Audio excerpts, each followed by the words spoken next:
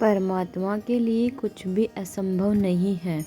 एक नगर के बाहर जंगल में दो महात्मा साधना कर रहे थे। एक 40 वर्ष से घर त्याग कर साधना कर रहा था, दूसरा अभी 2 वर्ष से साधना करने लगा था। परमात्मा के दरबार से एक देवदूत प्रतिदिन कुछ समय उन दोनों साधकों के पास व्यतीत करता था। दोनों साधकों के आश्रम गांव के पूर्व तथा पश्चिम में थे। बड़े का स्थान पश्चिम में तथा छोटे का स्थान गांव के पूर्व में जंगल में था। देवदूत प्रतिदिन एक एक घंटा दोनों के पास बैठता, परमात्मा की चर्चा चलती, दोनों साधकों का अच्छा समय व्यतीत होता।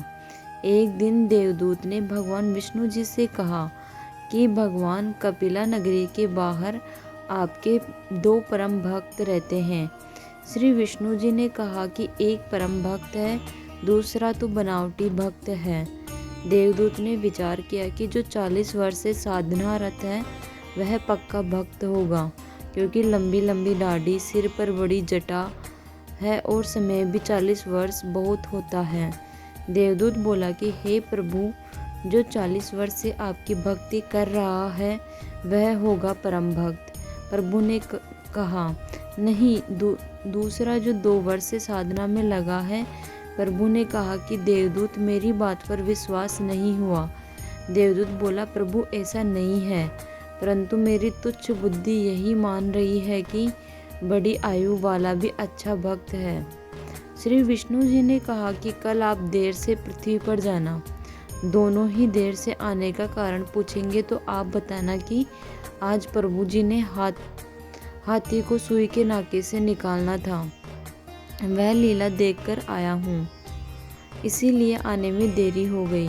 जो उत्तर मिले उससे आपको भी पता लग जाएगा कि परम भक्त कौन है। पहले प्रतिदिन देवदूत सुबह 8 बजे के आसपास बड़े के पास जाता था और 10 बजे के आसपास छोटी आयु वाले के पास जाता था। अगले दिन बड़ी आयु वाले के पास दिन के 12 बजे पहुंचा। देर से आने का कारण पूछा तो देवदूत ने बताया कि आज 11:30 बजे दिन के परमात्मा ने लीला करनी थी, वह देखकर आया हूँ। 40 वर्ष वाले ने पूछा कि क्या लीला की प्रभु ने, बताइएगा। देवदूत ने कहा कि श्री विष्णु जी ने कमाल कर दिया, हाथी को सुई के नाके में से निकाल दिया। यह सुनकर भक्त बोला कि देवदूत, ऐसे झूठ बोल जो सुने उसे विश्वास हो। यह कैसे हो सकता है कि हाथी सुई के नाके में से निकल जाए? मेरे सामने निकाल कर दिखलाओ। देवदूत समझ गया कि भगवान सत्य ही कह रहे थे। यह तो पशु है, भक्त नहीं, जिसे परमात्मा पर ही विश्वास नहीं कि वह सक्षम है।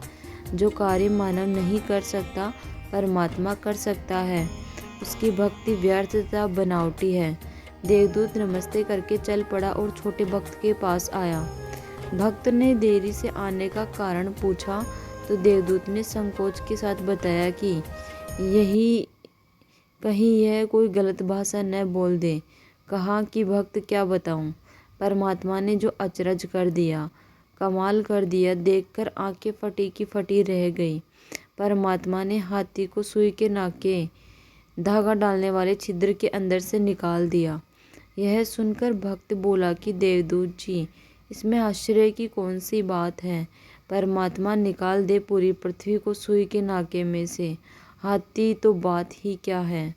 देवदूत ने भक्त को सीने से लगाया और कहा कि धन्य है आपके माता पिता जिनसे जन्म हुआ। कुर्बान हूँ आपके परमात्मा पर अटल विश्वास पर। पाठक जनों, यह तो एक उदाहरण है। वास्तव में भक्त को परमात्मा पर पूर्ण विश्वास होना चाहिए कि परमात्मा जो चाहे सो कर सकता है। यदि कोई कहे कि परमात्मा यह नहीं कर सकता, वह नहीं कर सकता, तो उसको भक्ति अधिकार ही नहीं है।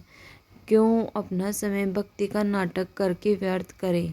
परमात्मा पर पूर्ण विश्वास करके भक्ति राह पर चलेगा तो मंजिल पर अवश्य ही पहुँचेगा। इसीलिए भक्ति जो करो परमात्मा की, तो उस पर अटल विश्वास होना ही चाहिए।